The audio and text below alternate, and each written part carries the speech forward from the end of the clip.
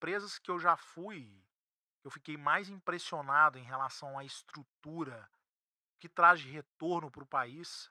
Assim, aí você tá falando de mercado hoje, né? Então, o mercado hoje, igual eu falei, eu acho que sempre é um momento para você começar, né? E eu acho que é importante as pessoas que estão começando, de alguma forma, privilegiar a renda. Porque eu acho que isso é tangibilizar de alguma forma a estratégia que você está Hum. atacando ali, que você está atuando no dia a dia. Quando a gente fala de renda, é, a gente tem hoje poucas empresas que têm uma distribuição frequente, né? Muitas vezes a empresa tem trimestral, Sim. tem semestral, às vezes até anual, ou então não tem uma periodicidade muito definida, né? E eu acho que isso é uma das coisas, e a gente sempre vem falando isso dentro do AGF, que as empresas deveriam trazer uma previsibilidade maior para o acionista. Na minha opinião, pessoal, eu acho que ao final de cada resultado que ela soltasse, ela deveria obrigatoriamente declarar um dividendo caso ela fosse declarar. Eu acho que sempre deveria ser dessa forma. Porque aí traz a previsibilidade. O cara sabe, pô, se a empresa for anunciar, o dividendo vai ser depois do resultado. Então é sempre assim, é uma regra. Então facilita bastante, traz a previsibilidade. Só que a gente, infelizmente, ainda não são todas as empresas que trazem isso. Porém, a gente tem um caso recente, né, que é mais ou menos, sei lá, uns 2 anos. O Banco do Brasil adotou isso. O Banco do Brasil ele já traz um calendário de anúncio e pagamento, né, de dividendos ao longo do ano. E talvez hoje seja uma das empresas que traz essa previsibilidade para o investidor, né? E gera a renda que ele está esperando. Então, se não me falha a memória agora, se você lembrar também, acho que são 8 pagamentos no ano. 8 pagamentos, é isso mesmo. São 8 pagamentos no ano e isso é excepcional, cara, porque você já sabe que vai vir. E uma empresa que está com resultado igual o Banco do Brasil, com a previsibilidade, com boas perspectivas, gente séria trabalhando, apesar do governo, que muitas pessoas falam, mas os resultados do Banco do Brasil hoje são pau a pau com o Itaú, cara.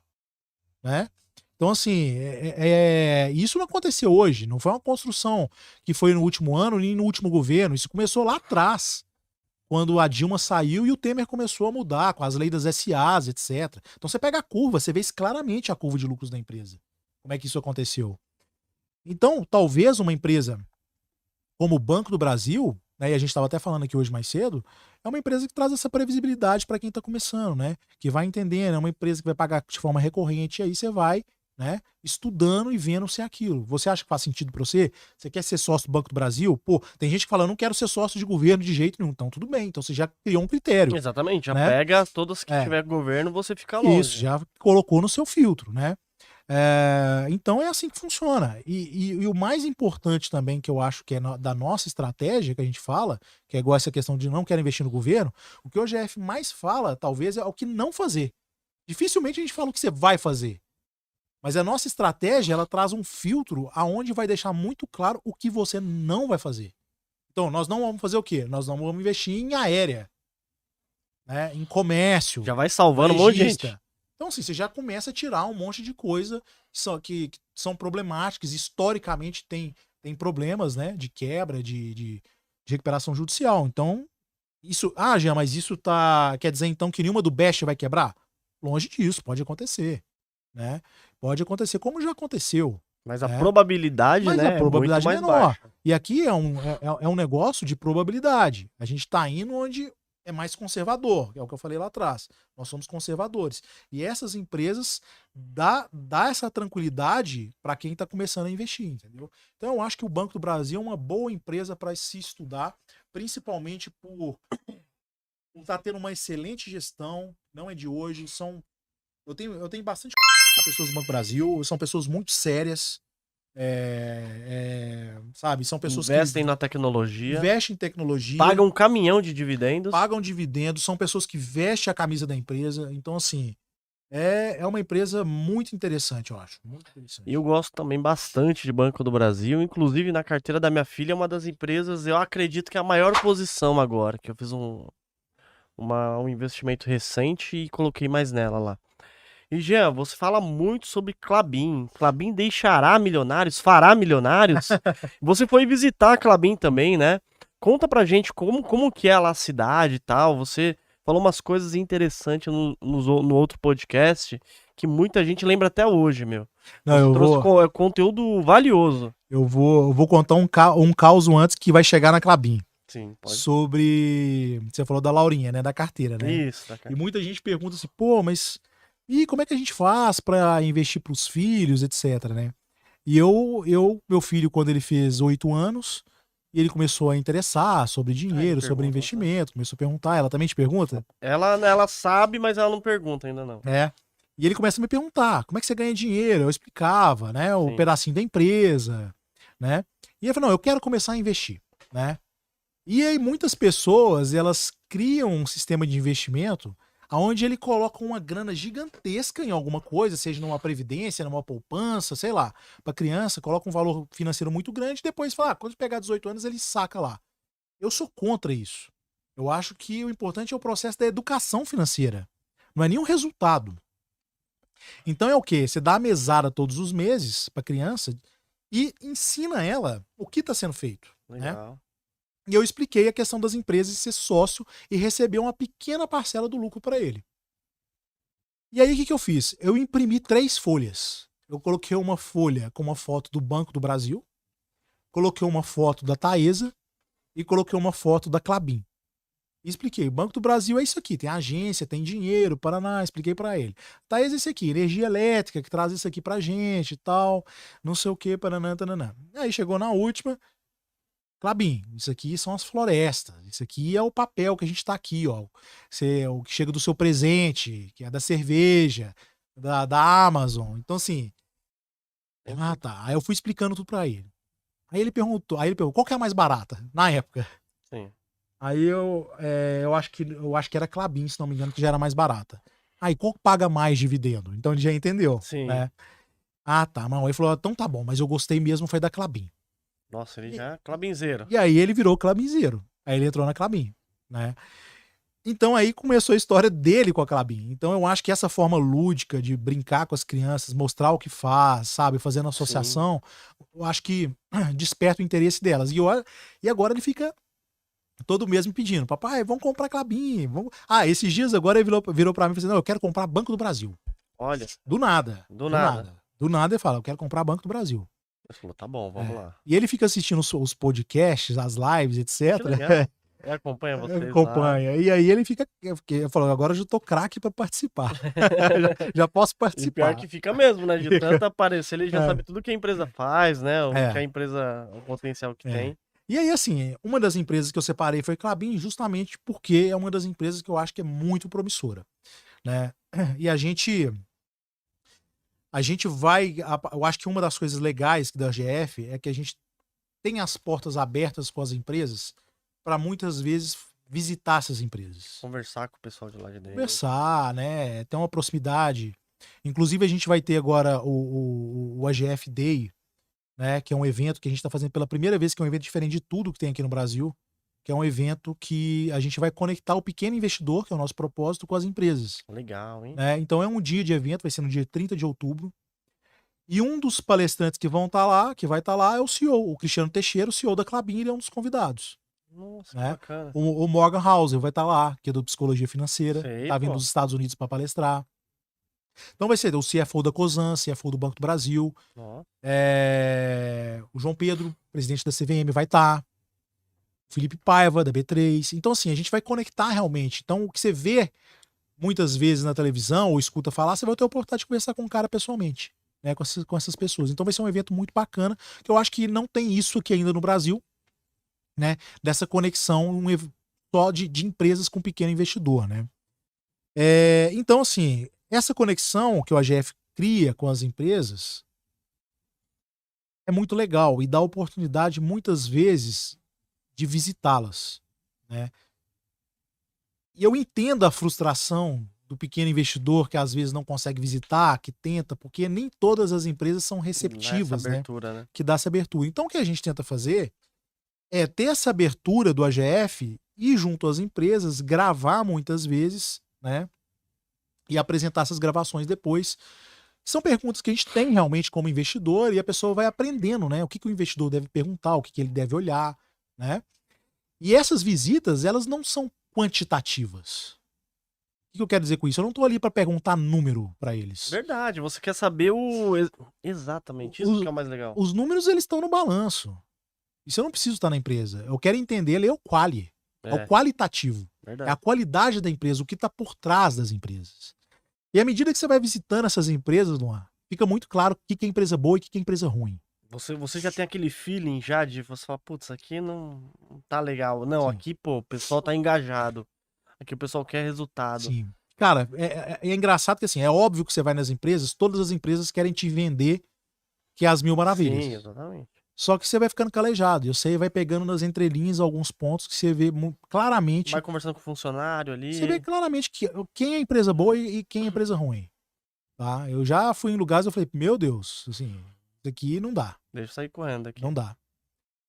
E muitos lugares onde eu tinha um preconceito da empresa, eu falei, que belíssima empresa, sabe? Então você dá pra perceber isso.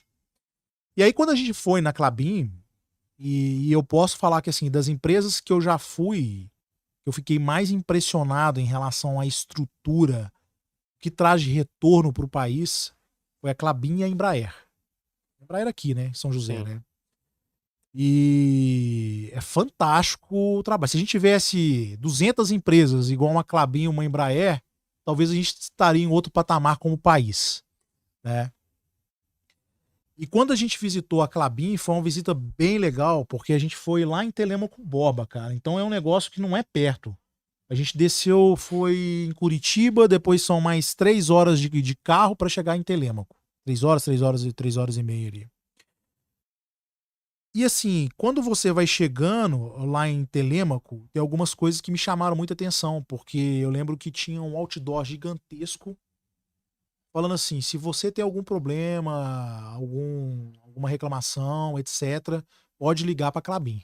Nossa, tipo assim, um outdoor grandão, gigante. Você falou, Cara, como assim? eu falei, como assim? Se tiver um problema, ligar pra Klabin. Será que é a prefeitura Klabin agora? É, porque assim, quando você pega e vê muitas empresas propagando aí que a gente tem que ter uma relação com toda a cadeia, stakeholders, comunidade, parará, a grande maioria dá a boca pra fora, né? Verdade. Agora, quando você chega na cidade, você já vê ali na entrada da cidade um outdoor com um número pra ligar, você fala, cara, que Tá interessante, né? acontecendo. E eu perguntei isso pro RI, quando a gente tava lá visitando. Eles falaram que realmente o pessoal liga. Liga pra Klabin qualquer coisa. Oxe, Falaram que um dia alguém, não sei o que, botou fogo na porta da casa, ligaram pra Klabin lá pra falar, pô, tá pegando fogo na porta da minha casa. Né? Então, assim, a empresa, ela tá tão inserida na comunidade, na cidade, né, que as pessoas contam com ela pra tudo, mesmo coisas que ela não tem nada a tem ver, nada a ver. né? Então isso é interessante, que talvez é difícil de você criar essa conexão, Sim. né? Porque a cidade ela foi muito construída em volta do que a Klabin foi trazendo, né? E ela tem um bondinho lá que o pessoal desce pra chegar, pra trabalhar, que ela construiu. Então assim, é fantástico. E quando você chega lá dentro da Klabin, você começa a entender desde a parte de plantio inicial, de clonagem das mudas, por que eles clonam as mudas para ter uma durabilidade maior, crescer mais forte, o eucalipto, etc. Você vai entendendo um trabalho fantástico. E ali, meu amigo, não tem ninguém que trabalha há menos de 20 anos na empresa que você conversa. E cada pessoa que você conversa, independente do nível, as pessoas têm um brilho no olhar quando elas falam da empresa. Eles falam com Com brilho. Porque eu sempre falo o seguinte, em última instância, quem vai fazer a empresa são as pessoas, cara.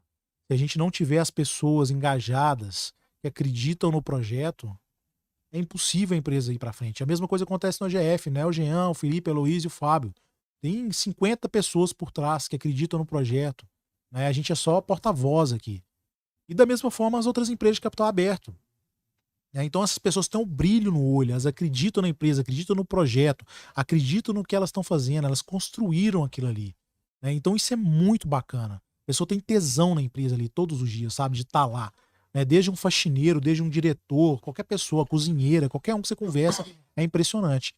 E aí a gente pegou, né? Quando nós chegamos, você fica hospedado na Vila Klabin, e para quem já leu o livro deve conhecer, né? Que é a vila lá. É basicamente um sítio, mas, cara, é um sítio maravilhoso, assim, um negócio gigantesco, né? E que é onde, inclusive, a família, até hoje, quando tem alguns eventos de final de ano, fica hospedado lá. E a gente ficou nessa vila. Acho que nós ficamos lá 2 ou 3 dias, se não me engano. E a gente começou a visitar tudo, né? Então a gente foi no Projeto Puma. E a localização do Projeto Puma lá, se não me engano, Cara, eu acho que é maior do que o estádio do Maracanã, se não me engano. É um negócio Nossa. monstruoso, assim, sabe? É muito grande.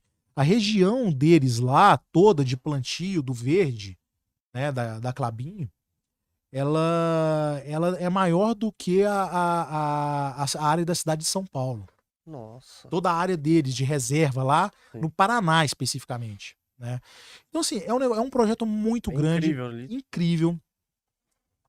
Só a parte florestal deles, que você vê lá, e esse é uma coisa que não tá atualizado no balanço da empresa. Olha aí, ó. Só a parte florestal deles provavelmente vai valer mais do que a empresa hoje, né? A parte de terrenos, floresta, etc. Só Já que vale isso, mais do que só que o isso valor. não, só que isso não é contabilizado no balanço. Não, O não mercado dá nem não de conta interesse isso. também pra ela, né? Não atualiza e assim, aí quando você bate o olho, que você visita uma empresa e você vê as pessoas ficcionadas em números, em ticker, telinha piscando, etc. Você fala, cara, não é nada disso.